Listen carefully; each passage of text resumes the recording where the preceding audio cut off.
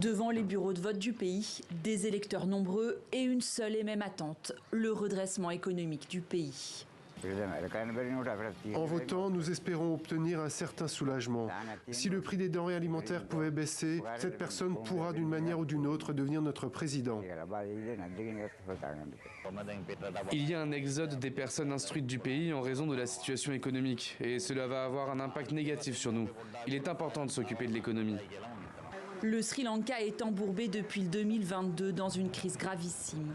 Endetté à hauteur de 46 milliards de dollars, il a obtenu une aide d'urgence du FMI.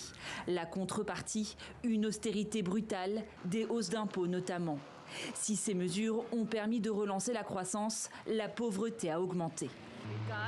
Quel que soit le candidat choisi, il s'agira d'un véritable défi. Il devra prendre en considération tout ce qui a été proposé et faire en sorte qu'il n'y ait pas d'autre crise.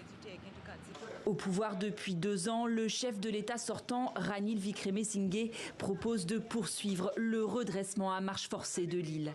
Il avait accédé à la présidence après la chute de son prédécesseur, Gotabaya Rajapaksa, alors chassé de son palais par une foule en colère, épuisée par l'inflation.